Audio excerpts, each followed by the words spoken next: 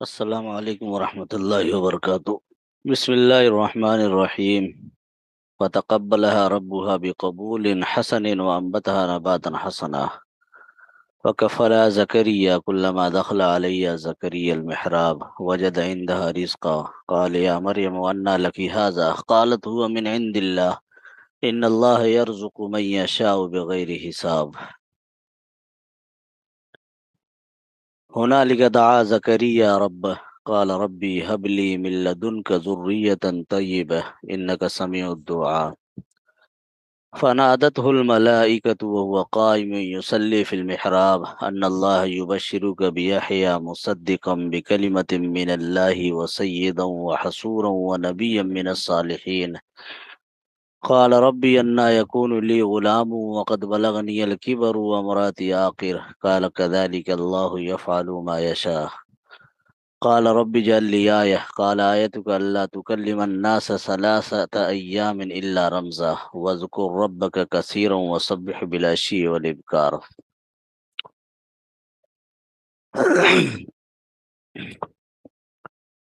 پچھلی آیت میں مریم علیہ السلام کا ذکر آیا کہ ان کی والدہ نے یہ نذر مانی تھی کہ جو بھی بچہ پیدا ہوگا اس کو اللہ کے لیے وہ وقف کر دیں گے، اللہ کے کام کے لیے، اللہ کے دین کے لیے وقف کر دیں گے۔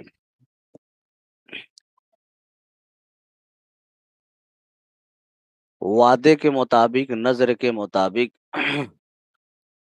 انہوں نے لے جا کر کے مریم علیہ السلام کو پیدائش کے بعد بیت المقدس کے جو مجاور تھے یا بیت المقدس کے جو دیکھ ریکھ کرنے والے تھے یا بیت المقدس میں جو لوگ عبادت کیا کرتے تھے ان کے حوالے کر دیا لے جا کر کے۔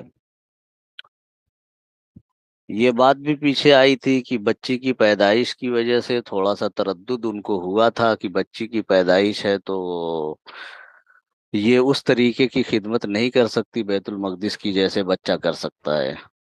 تو اللہ تبارک و تعالیٰ نے کہا کہ اس کا کوئی مسئلہ نہیں ہے، یہ بچی جو ہے یہ بچوں سے فضیلت میں بہت بڑھی ہوئی ہے۔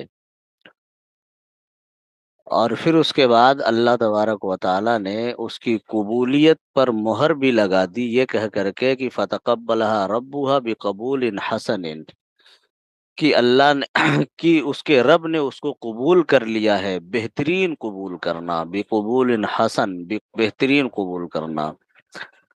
یعنی بچی اور بچے کا معاملہ یا مذکر اور مؤنث کا معاملہ جو ہے وہ اللہ کے یہاں نہیں ہے، یہ انسانوں کے لیے تفریق ہے، انسانوں کے لیے فرق ہے کہ یہ لڑکی ہے یہ لڑکا ہے۔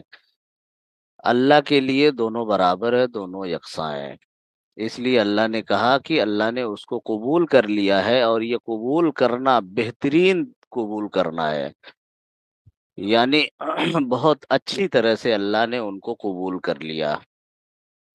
آگے فرمایا کہ وہ انبتہا نباتا حسنا، اور ان کی بہترین پرورش کی، یعنی مریم علیہ السلام کو قبول کیا اور ان کی بہترین پرورش کا انتظام کیا۔ ان کی بہترین پرورش کا انتظام یعنی پیغمبر کی سرپرستی میں رکھ کر کے ان کی پرورش کرائی اللہ نے۔ وکفلا زکریا، اور زکریہ علیہ السلام کو ان کا کفیل بنایا، ان کا سرپرست بنایا۔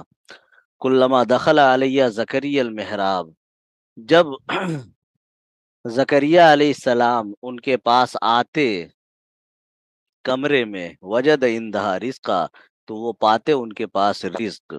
قال یا مریم انا لکی ھذا، تو زکریا علیہ السلام نے کہا کہ اے مریم یہ تم کو کہاں سے ملتا ہے؟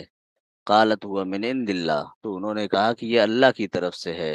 ان اللہ یرزق من یشاء بغیر حساب، کی یقیناً اللہ رزق دیتا ہے جس کو چاہتا ہے بغیر حساب کے۔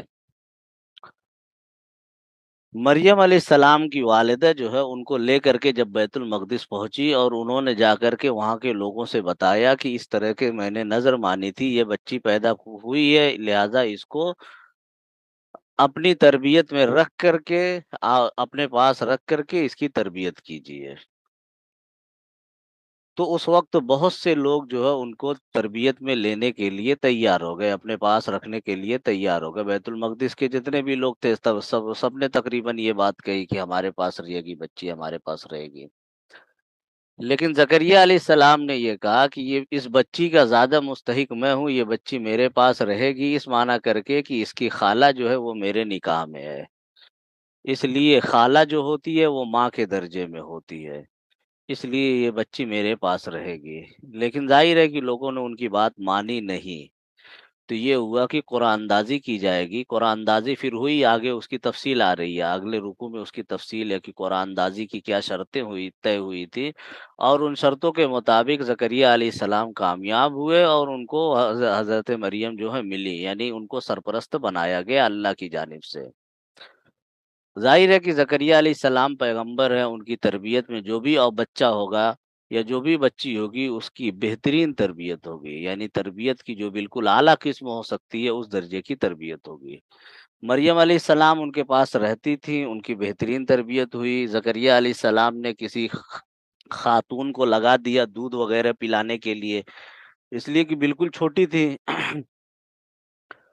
اور وہیں بیت المقدس کے ایک کمرے میں رکھ دیا ان کو، بیت المقدس کے ایک کمرے میں، اچھے سے کمرے میں ان کو رکھ دیا، وہیں پر وہ رہتی تھی، وہیں پر پلی بڑھی، وہیں پر ان کی تربیت ہوئی زکریا علیہ السلام کے پاس۔ اب ہوتا یہ تھا کہ زکریا علیہ السلام کو جب کہیں باہر جانا ہوتا تھا تو وہ دروازہ بند کر کے چلے جاتے تھے باہر سے، اور پھر جب واپس آتے تھے تو آ کر کے دروازہ کھول دیا کرتے تھے۔ جب مریم علیہ السلام کی عمر کچھ بڑھی ہے، جب کچھ بڑی ہوئی ہے وہ، تو یہ سلسلہ اسی طرح سے چلتا رہا کہ باہر سے بند کر کے چلے جایا کرتے تھے، پھر آتے تھے تو دروازہ کھول دیا کرتے تھے۔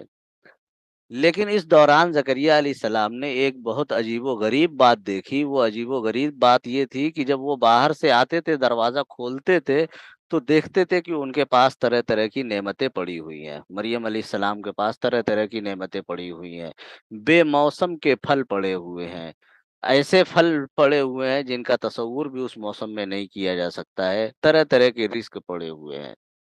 ظاہر ہے یہ تعجب کی بات تھی، اس معنی کر کے تعجب کی بات تھی کہ وہ جان رہے تھے کہ میں تو دروازہ بند کر کے جاتا ہوں تو کون لا کر کے دے گا، اگر دروازہ کھلا رہتا تو سوچا جا سکتا تھا کہ کسی نے لا کر کے دے دیا ہوگا، لیکن جب دروازہ بند ہے تو کون لا کر کے دے گا، تو انہوں نے تعجب سے پوچھا کہ یہ تم کو کہاں سے ملتا ہے، انا لکی ہاذا، کہ یہ چیزیں تم کو کہاں سے ملتی ہیں اے مریم؟ تو مریم علیہ السلام نے کہا کہ ہوا من عند اللہ، کہ یہ چیزیں اللہ کی طرف سے آتی ہیں، یعنی اللہ کی طرف سے براہ راست یہ رزق آتے ہیں اور اس کی طرف سے یہ چیزیں ملتی ہیں۔ اب یہاں پر جب انہوں نے کہا کہ یہ اللہ کی طرف سے آتی ہیں تو زکریا علیہ السلام کی ایک بہت پرانی گرہ کھل گئی، بہت پرانی گرہ یعنی بہت پرانا ان کا جو ایک ذہنی الجھن تھی وہ ختم ہو گئی۔ وہ گرہ ان کی یہ تھی کہ زکریا علیہ السلام جو ہے وہ لاولد تھے، ان کی کوئی اولاد نہیں تھی، بڑھاپے کی عمر کو پہنچ چکے تھے، اچھی خاصی عمر ہو چکی تھی، ان کی بیوی کی بھی اچھی خاصی عمر ہو چکی تھی، لیکن کوئی اولاد نہیں تھی، اور وہ اولاد کے لیے دعا بھی نہیں کر پا رہے تھے، یہ سوچ کر کے کہ اللہ تبارک و تعالی نے جو اس کائنات کو بنایا ہے تو یہ ایک نظام کے تحت پوری کائنات چلتی ہے، اور اس کائنات کا نظام یہ ہے کہ جوانی میں یا ادھیڑ عمر میں تو اولاد ہوتی ہے، لیکن بالکل بڑھاپا جب ہو جاتا ہے، 70 کے پار جب عمر چلی جاتی ہے تو عام طور سے پھر اولاد سے محرومی ہی رہتی ہے، اولادیں نہیں ہوتی ہیں۔ مرد بوڑھا ہو گیا یا عورت بوڑھی ہو گئی تو اولاد کے پیدا ہونے کے دروازے بند ہو جاتے ہیں۔ تو وہ یہ سوچ کر کے کہ ایک نظام کے تحت دنیا چل رہی ہے، تو عمر اچھی خاصی ہو گئی ہے، پتہ نہیں اولاد کے لیے دعا کرنا اس وقت مناسب رہے گا یا نہیں رہے گا۔ ظاہر ہے کہ نا وقت کوئی چیز مانگنا، بے وقت کوئی چیز مانگنا، یہ کوئی مناسب بات نہیں ہے۔ ہر چیز کی ایک عمر ہوتی ہے، ہر چیز کا ایک وقت ہوتا ہے، اس وقت پر وہ چیز مانگی جائے تو ٹھیک ہے، لیکن جب وقت گزرنے کے بعد مانگی جائے تو یہ بے ادبی ہوتی ہے، سوء ادب میں اس کا شمار ہوتا ہے۔ زکریا علیہ السلام کو بھی یہی خلش تھی کہ اولاد کی جو عمر تھی وہ تو گزر چکی ہے اور اولاد ملی نہیں، اب بڑھاپے میں اولاد مانگنا مناسب رہے گا یا نہیں رہے گا؟ تو سمجھ میں پیغمبر تھے، پیغمبر احتیاط بہت کرتے ہیں، وہ محتاط بہت ہوتے ہیں، اس لیے کہ ان کی نگاہ کے سامنے اللہ کی عظمت ہوتی ہے، ان کے دل و دماغ میں اللہ کی عظمت رچی بسی ہوتی ہے، اس لیے خوف ان کے اوپر زیادہ ہوتا ہے. اس لیے زکریا علیہ السلام نے بڑھاپے کی عمر میں دعا نہیں مانگی، اس کی اولاد کی دعا نہیں مانگی.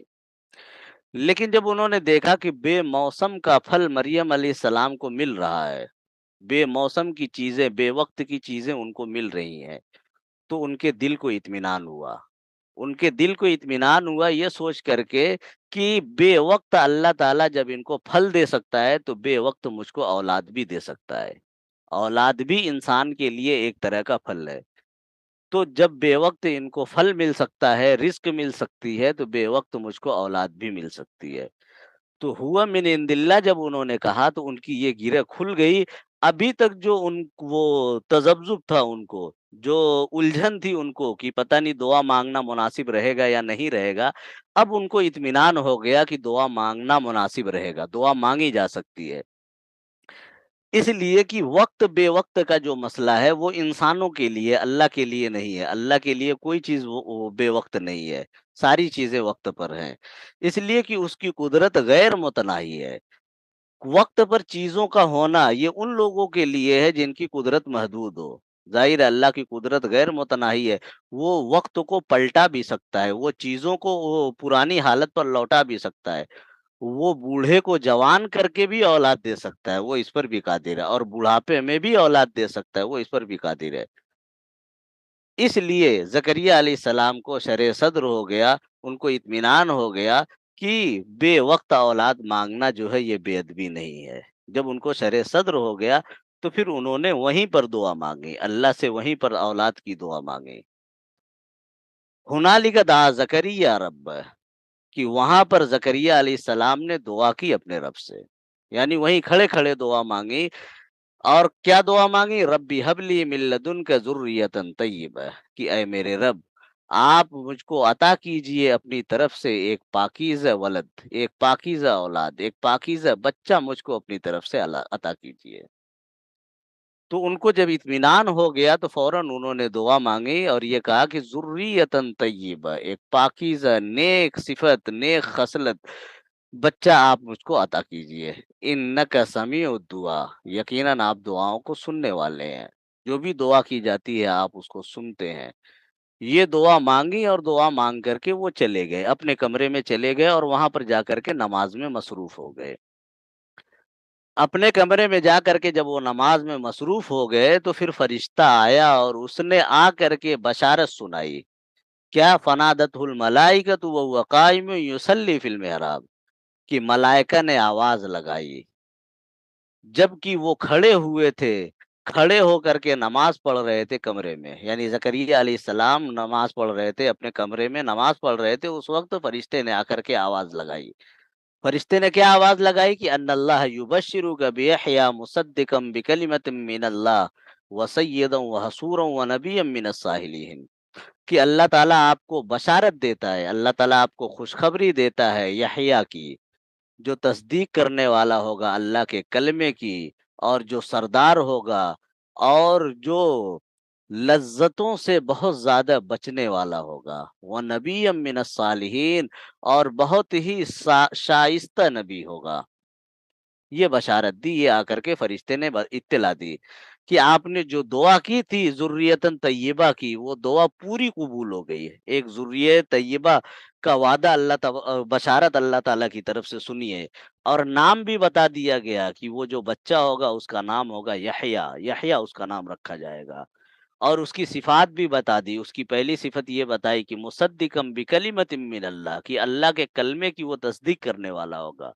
یہاں پر اللہ کے کلمے سے مراد عیسیٰ علیہ السلام ہے، کہ وہ آئے گا اور عیسیٰ علیہ السلام کی تصدیق کرے گا. ظاہر ہے کہ عیسیٰ علیہ السلام کی پیدائش جو ہے وہ یحییٰ علیہ السلام کے بعد ہوئی ہے. تو تو یہ بھی بتا دیا کہ وہ اللہ کے کلمے کی یعنی عیسیٰ علیہ السلام کی تصدیق کرے گا. وہ سیدن، اور سردار ہوگا، یعنی سرداری کی جو صفات ہوتی ہیں وہ ساری صفات اس کے اندر ہوں گی. وہ حصور، حصور کہتے ہیں لذتوں سے بچنے والا. کسی بھی طرح کی لذت ہو، کھانے پینے کی لذت ہو، پہننے اوڑھنے کی لذت ہو، یا دوسری جسمانی ضرورت کو پوری کرنے کی لذت ہو، نکاح کی لذت ہو یا دوسری لذتیں ہوں، ان ساری لذتوں سے وہ بہت زیادہ بچنے والا ہوگا. اور ان کا لذتوں سے بچنا اس وجہ سے ہوگا کہ ان کے اوپر آخرت اور خدا کا خوف بہت زیادہ ہوگا۔ خدا کا استحضار اور آخرت کا استحضار ان کے یہاں بہت زیادہ ہوگا، اس لیے وہ دنیا کی لذتوں میں نہیں پڑیں گے۔ ان کا ذہن اور ان کا دماغ ہمیشہ آخرت کی طرف لگا رہے گا۔ اور آخری صفت بیان کی کہ نبی من الصالحین، کہ وہ انتہائی شائستہ نبی ہوں گے، بہت ہی زیادہ نیک، سنجیدہ اور بہت شائستہ نبی ہوں گے۔ یہ تین صفات بیان کی اللہ نے، کہ کلمے کی تصدیق کرنے والے ہوں گے، سردار ہوں گے، لذتوں سے بچنے والے ہوں گے، اور شائستہ نبی ہوں گے۔ یہ بشارت تو زکریا علیہ السلام کو سنا دی گئی۔ اب ظاہر ہے کہ یہ بہت خوشی کا موقع تھا ان کے لیے، بڑھاپے میں اولاد کا مل جانا یہ بہت خوشی کا موقع ہوتا ہے۔ اولاد جو ہے بہت بڑی نعمت ہوتی ہے، بلکہ اگر کہا جائے کہ دنیا کی چند بڑی نعمتوں میں سے ایک نعمت اولاد بھی ہوتی ہے تو غلط نہیں ہوگا۔ جن جن کی اولادیں نہیں ہوتی ہیں، ان کے دلوں پر کیا گزرتی ہے وہ وہی جان سکتے ہیں۔ دوسرے لوگ نہیں جان سکتے کہ اولاد کا نہ ہونا کتنے زیادہ دکھ کا سبب ہوتا ہے یا کتنی زیادہ تکلیف کا سبب ہوتا ہے۔ زکریا علیہ السلام اور ان کی بیوی ایک زمانے سے یہ دکھ اٹھا رہی تھی، بے اولاد ہونے کا دکھ جو ہے ایک زمانے سے وہ اٹھا رہی تھی۔ اب بڑھاپے میں جب اللہ کی طرف سے بشارت ملی ہے تو یہ کتنی خوشی ہوئی ہوگی، ظاہر ہے کہ اس خوشی کا اندازہ نہیں لگایا جا سکتا۔ تو جب انسانوں کا یہ معاملہ ہوتا ہے کہ جب کوئی بہت زیادہ خوشی مل جاتی ہے تو بے یقینی کی کیفیت پیدا ہو جاتی ہے۔ یعنی ایسا ہوتا ہے نا کہ آدمی ایک چیز کی خواہش کرتا ہے، سالہ سال تک اس کی خواہش کرتا ہے، سالہ سال تک اس کی آرزو کرتا رہتا ہے، اور پھر جب وہ چیز ملتی ہے تو یقین نہیں ہوتا، بے یقینی کی کیفیت پیدا ہو جاتی ہے، ایسا لگتا ہے کہ جیسے وہ خواب دیکھ رہا ہے۔ مسلمانوں کے ساتھ عام طور سے حج کے معاملات میں یہ چیز ہوتی ہے کہ حج کرنے کے لیے سالہ سال جتن کر کے، خواہش کر کے، آرزو کر کے، دعا کر کے جب حج کرنے وہ پہنچتے ہیں تو یقین نہیں ہوتا کہ وہ خانہ کعبہ کو دیکھ رہے ہیں، یقین نہیں ہوتا کہ وہ روضہ مبارک کے سامنے کھڑے ہیں۔ یہ اتنی زیادہ یہ خوشی کی وجہ سے یہ کیفیت ہوتی ہے، یہ انسان کی نفسیاتی کیفیت ہے کہ کسی چیز کی آرزو سالہ سال کی جائے، جب وہ آرزو پوری ہوتی ہے تو بے یقینی کی کیفیت پیدا ہو جاتی ہے۔ زکریا علیہ السلام کے ساتھ بھی یہی ہوا کہ سالہ سال تک اولاد کی خواہش انہوں نے رکھی تھی اپنے دل میں، اور جب اولاد کی بشارت ملی تو خوشی کی وجہ سے ایسا لگا کہ جیسے کہ وہ خواب میں ہو۔ انہوں نے کہا ربی انا یکون لی غلام، کہ اے میرے رب کیسے بچہ ہوگا، مجھ کو کیسے بچہ ہوگا، وقت بلغنی الکبر، حالانکہ میں بڑھاپے کو پہنچ چکا ہوں، امرأتی عاقر، اور میری بیوی بانجھ ہے۔ یہ اس وجہ سے نہیں تھا کہ ان کو اللہ کی قدرت میں شبہہ ہے، نعوذ باللہ، ان کو اللہ کی قدرت میں شبہہ بالکل نہیں تھا، ان کو بالکل یقین تھا۔ لیکن یہ انسانی نفسیات کا مسئلہ ہے کہ بہت زیادہ خوشی ملی تو اس طرح کا سوال کر دیا کہ جیسے ابراہیم علیہ السلام کی بات پیچھے گزری ہے کہ انہوں نے بھی کہا تھا کہ انا یحیی، کیسے زندہ کریں گے، کیف یحیی الموتیٰ۔ تو یہ نہیں ہے کہ ان کے ایمان کے اندر کمی تھی، بلکہ انہوں نے کہا لیطمئن قلبی، تاکہ میرا دل مطمئن ہو جائے، اس لیے میں پوچھ رہا ہوں۔ یہاں پر زکریا علیہ السلام کا بھی سوال اسی بنیاد پر تھا کہ ظاہر ہے کہ ظاہری اعتبار سے ایک بے یقینی کا عالم تھا کہ اولاد نہیں ہو سکتی، بڑھاپے کو پہنچ چکے، ایک بے یقینی کا عالم تھا۔ اب جب اولاد کی بشارت ملی ہے تو ان کو ایک طرح کا وہ پیدا ہوا کہ اولاد ہوگی بڑھاپے میں تو کیسے ہوگی۔ اب اس کا دو طریقہ ہے، ایک تو یہ کہ ان کو جوان کر دیا جائے اور پھر اولاد ہو، دوسرا یہ کہ بڑھاپے ہی میں اولاد ہو۔ اب زکریا علیہ السلام کو اندر سے یہ ہوا کہ اولاد کیسے ہوگی، بڑھاپے میں ہونے کے بعد بھی بعد ہوگی، یا ہم دونوں کو جوان کیا جائے گا۔ تو اسی کے بارے میں کہا کہ قد بلغنی الکبر، میں تو بوڑھا ہو چکا ہوں اور میری بیوی بانجھ ہو چکی ہے، ظاہری اعتبار سے اولاد کی کوئی وہ نہیں ہے، تو کیا ایسا ہے کہ ہم کو جوان کیا جائے گا، جوان ہونے کے بعد ہم کو اولاد دی جائے گی یا بڑھاپے ہی میں دیا جائے گا؟ اللہ نے کہا قال کذلک اللہ یفعل ما یشاء، کہ اللہ ایسے ہی کرتا ہے جو چاہتا ہے، یعنی اس کے لیے بوڑھا جوان ہونے کا کوئی مطلب نہیں ہے، یہ انسانوں کی محدودیت ہے۔ کہ وہ بوڑھے اور جوان ہے اور اس طرح کی چیزیں ہیں. اللہ کے لیے یہ ساری چیزیں نہیں ہے. اللہ کے لیے تو لفظ کن کافی ہے. وہ لفظ کن کہہ دے تو مٹی سے اولاد پیدا ہو جائے.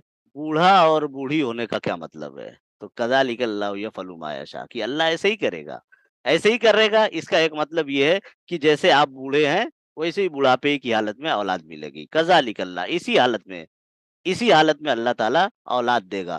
اور اللہ جو ہے جو چاہتا ہے وہ کر سکتا ہے، وہ ساری چیزوں پر قادر ہے. تو یہ اطمینان ہو گیا کہ جوانی تو نہیں ملے گی لیکن اولاد ملے گی. دوبارہ جوان نہیں کیا جائے گا لیکن اولاد یہ ملے گی.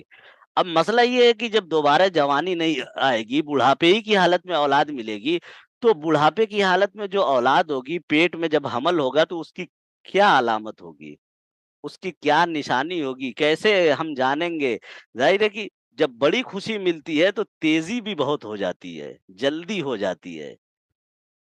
تو یہ رہتا ہے کہ یہ چیز خوشی ملنے والی ہے تو وہ جلدی سے مل جائے. اسی لیے زکریا علیہ السلام نے جلدی سے پوچھا کہ رب جلی آئے، کہ کوئی علامت بتا دیجئے. یعنی وہ اولاد کب ملے گی، اس کی علامت کیا ہوگی، حمل پیٹ میں کب ٹھہرے گا، بیوی کے پیٹ میں حمل کب ٹھہرے گا، اس کی کیا علامت ہوگی، کوئی علامت وغیرہ ہم کو بتا دیجئے تاکہ ہم مطمئن ہو جائیں. یہ جو ہے انسانوں کی نفسیات کا معاملہ ہے کہ یہ خوشی جب ملنے والی ہوتی ہے تو وہ چاہتا ہے کہ جلدی مل جائے. اسی لیے زکریا علیہ السلام نے کہا کہ بتا دیجئے کیا علامت ہوگی. تو اللہ تعالیٰ نے علامت بتائی کہ آیتُ کا اللہ تکلم الناس ثلاثۃ ایام الا رمزا، کہ اللہ نے فرمایا کہ تمہاری علامت یہ ہے کہ تم 3 دن تک لوگوں سے بات نہیں کر سکتے سوائے اشارے کے. یعنی جب حمل ٹھہرے گا، جب یحییٰ علیہ السلام ماں کے پیٹ میں آئیں گے تو اس کے بعد سے 3 دن تک زبان نہیں چلے گی. لوگوں سے بات کرنے پر قدرت ختم ہو جائے گی. لوگوں سے بات کرنا آپ چاہیں گے لیکن بات نہیں کر سکتے، صرف اشارے سے بات کر سکتے ہیں. اشارہ کر کے بات کر سکتے ہیں. زبان سے کوئی لفظ بول نہیں سکتے. مکمل طور پر سکوت ہو جائے گا، خاموشی ہو جائے گی. زبان جو ہے وہ بند کر دی جائے گی آپ کی. اب اس وقت کیا کرنا ہے جب یہ تو علامت ہو گئی. ظاہر ہے کہ یہ جب زبان بند ہو گئی، اس کا مطلب یہ ہے کہ یہ یحییٰ علیہ السلام یہ ماں کے پیٹ میں آ چکے ہیں. اب یہ خوشی کی بات ہے. تو اس وقت کیا کرنا ہے؟ اس وقت کرنا یہ ہے کہ وَاذْكُر رَبَّكَ كَثِيرًا، کہ اپنے رب کا بہت زیادہ ذکر کرو. وَسَبِّحْ بِالْعَشِيِّ وَالْإِبْكَارِ، اور صبح اور شام اس کی تسبیح بیان کرو. صبح بھی اس کی تسبیح بیان کرو اور شام بھی اس کی تسبیح بیان کرو. اب یہ کہ اللہ تبارک و تعالیٰ نے زبان بند کر دی، علامت کے طور پر 3 دن کے لیے ان کی زبان بند کر دی. اب اس پر اگر دیکھیں، زبان بندی پر اگر دیکھیں تو یہ بہت بڑی مصلحت ہے، اس معنی کر کے کہ جب اللہ کی طرف سے اتنی بڑی نعمت ان کو ملنے والی تھی تو اس کا حق یہ ہے کہ اللہ کا شکر ادا کیا جائے. جتنا زیادہ ہو سکے اللہ کا شکر ادا کیا جائے، اپنی زبان سے، اپنے دل سے، اپنے عمل سے اور اپنے ہاتھ پاؤں سے. اللہ تبارک و تعالیٰ نے زبان بند کر دی، لوگوں سے بات ہی نہیں کر پائیں گے، تو اب ایک ہی کام بچے گا کہ اللہ کا ذکر کرے. ظاہر ہے کہ ذکر کے لیے زبان نہیں بند ہوگی، صرف بات کرنے کے لیے زبان بند ہوگی. اس لیے کہ ذکر کا آگے لفظ آ رہا ہے کہ وَاذْكُر رَبَّكَ، کہ آپ اپنے رب کا ذکر کیجئے. اس کا مطلب یہ ہے کہ ذکر کرنے کے لیے زبان چلے گی، صرف بات کرنے کے لیے زبان نہیں چلے گی. تو اب 3 دن کیا کام رہے گا؟ کوئی کام نہیں رہے گا. بات کر نہیں سکتے کسی سے کوئی بات نہیں کر سکتے. اشارے سے آدمی کتنا بات کرے گا؟ تو ایک ہی کام بچے گا کہ بیٹھ کر کے اللہ کا ذکر کرے، اللہ کی تسبیح بیان کرے. صبح میں اللہ کی تسبیح بیان کرے، شام میں اللہ کی تسبیح بیان کرے، ہر وقت اللہ کی تسبیح بیان کرے. اس کے علاوہ اور کوئی کام بچے گا نہیں. تو اللہ تبارک و تعالیٰ نے شکر کا مکمل موقع بھی فراہم کر دیا. زکریا علیہ السلام کو شکر کرنے کا مکمل موقع بھی فراہم کر دیا کہ شکر وہ مسلسل شکر کرتے رہے. اور پھر اس کے بعد ہوا بھی وہی کہ جب حمل ہوا ہے تو ان کی زبان 3 دن کے لیے بند ہو گئی، اور ان 3 دنوں میں زکریا علیہ السلام نے صرف ذکر کیا، اللہ کا شکر کیا، اللہ کی عبادت کی. اور پھر اس کے بعد جیسے عادت کے مطابق ہوتا ہے اسی طریقے سے یحییٰ علیہ السلام کی پیدائش ہوئی. پھر وہ پلے بڑھے پھر وہ نبی بنائے گئے اور انہوں نے عیسیٰ علیہ السلام کی تصدیق بھی کی۔ عیسیٰ علیہ السلام بھی ان کے زمانے میں رہے، تو انہوں نے عیسیٰ علیہ السلام کی تصدیق بھی کی کہ وہ اللہ کے سچے نبی ہیں، وہ اللہ کے سچے پیغمبر ہیں۔ تو اس طریقے سے یحییٰ علیہ السلام کی پیدائش ہوئی۔ اب یہ ساری چیزیں آپ دیکھیے تو کہاں سے شروع ہو رہی ہیں؟ مریم علیہ السلام کی پیدائش سے یہ چیزیں شروع ہو رہی ہیں۔ حضرت مریم کی پیدائش ہوئی، ان کی جو پرورش ہوئی، ان کی پرورش کے نتیجے میں زکریا علیہ السلام کو ہمت ملی اولاد کی دعا کرنے کے لیے، پھر ان کو اولاد ملی، زکریا علیہ السلام کو غیر معمولی طریقے سے بطور معجزہ کو ان کو اولاد ملی۔ ظاہر ہے کہ یہ ساری چیزیں مریم علیہ السلام کے ارد گرد گھوم رہی ہیں، یہ سارے معاملات مریم علیہ السلام کے ارد گرد گھوم رہے ہیں۔ اسی لیے اللہ نے کہا تھا کہ لیس الذکر کالانثیٰ، کہ مذکر جو ہے وہ اس مؤنث کی طرح نہیں ہو سکتا، یعنی بچے جو ہے اس بچی کی طرح نہیں ہو سکتے، یہ بہت بابرکت بچی ہے۔ تو اس بچی کا، اس بابرکت بچی کا اثر زکریا علیہ السلام کی زندگی میں بھی آیا۔ پھر زکریا علیہ السلام کے واسطے سے ایک برگزیدہ پیغمبر دنیا کو ملا، اور پھر مریم علیہ السلام کے واسطے سے ایک انتہائی جلیل القدر پیغمبر دنیا کو ملا، اور ایک عظیم انسان دنیا کو ملا۔ ظاہر ہے کہ یہ ساری برکتیں جو ہے وہ مریم علیہ السلام کی ہیں، سب انہی کی وجہ سے ہو رہا ہے، انہی کے ارد گرد یہ ساری چیزیں ہو رہی ہیں، اور وہی ان چیزوں کا سبب بن رہی ہیں۔ اسی لیے اللہ نے کہا کہ وہ بابرکت ہیں، فتقبلها ربها بقبول حسن، کہ اللہ نے جو ان کو قبول کیا تھا تو صرف قبول نہیں کیا تھا بلکہ بہترین طریقے سے ان کو قبول کیا تھا، کہ ان کی پوری زندگی، ان کی ایک ایک سانس جو ہے کائنات کے لیے مفید بنا دی تھی اللہ نے۔ ان کی زندگی کا ہر لمحہ اس دنیا کے لیے مفید تھا، ان کا ہر حرکت و عمل جو ہے اس دنیا کے لیے مفید تھا، کہ ان کی وجہ سے اس دنیا کو بہت بڑے بڑے لوگ ملے، بہت برگزیدہ لوگ ملے، بہت پہنچے ہوئے لوگ ملے، بہت نیک اور بہت صالح اور بہت شائستہ لوگ ملے۔ یہ سب کچھ جو ہوا وہ مریم علیہ السلام کے واسطے سے اللہ تبارک و تعالیٰ نے اس دنیا کے اندر تبدیلیاں کی ہیں۔ اور دوسری چیز یہ ہے کہ اولاد کا جو معاملہ ہے وہ اللہ کے اختیار میں، اللہ کبھی بھی کسی کو اولاد دے سکتا ہے، اور اولاد کا دینا نہ دینا ان چیزوں کا سیدھا تعلق اللہ سے ہے، ان چیزوں کا تعلق کسی اور سے نہیں ہے، کسی اور سے نہیں ہے کہ کہیں اور جا کر کے آدمی اولاد کی خواہش کرے یا اولاد کو مانے۔ اللہ کے علاوہ کسی اور سے اولاد کی خواہش کرنا یا اولاد مانگنا یہ سراسر شرک ہے، چاہے وہ اللہ کے برگزیدہ لوگوں سے مانگنا ہو، اللہ کے جو ولی ہیں ان سے مانگنا ہو، چاہے جو اللہ کے پیغمبر ہیں ان سے مانگنا ہو، یہ سیدھے سیدھے شرک ہے۔ اگر قرآن کے اندر جہاں بھی اس طرح کا تذکرہ آیا ہے وہاں پر دعا جو ہے وہ اللہ ہی سے کی گئی ہے۔ زکریا علیہ السلام نے جو دعا کی وہ سیدھے اللہ سے دعا کی، اور کسی سے دعا نہیں کی۔ ظاہر ہے کہ اگر پیغمبروں کے ہاتھ میں اولادیں ہوتی، اولاد دینا ہوتا، یا ولیوں کے ہاتھ میں اولاد دینا ہوتا تو زکریا علیہ السلام لاولد کیوں رہتے؟ وہ تو پیغمبر تھے، وہ خود اپنے آپ کو اولاد دے لیتے، لیکن ایسا نہیں ہوا، اس لیے کہ یہ چیزیں اللہ کے ہاتھ میں، کسی اور کے ہاتھ میں نہیں ہے۔ تو اگر کوئی شخص اس طرح کی حرکتیں کرتا ہے کہ اولاد جا کر کے مانگتا ہے کہیں پر، تو وہ سیدھے سیدھے شرک کر رہا ہے، وہ مسلمانوں کے دائرے سے باہر نکل رہا ہے، وہ زیادتی کر رہا ہے اپنے اوپر بھی، اور اپنے خاندان کے لوگوں کے اوپر بھی زیادتی کر رہا ہے۔ تو یہ چیز سمجھنے کی ہے اس آیت کے اندر۔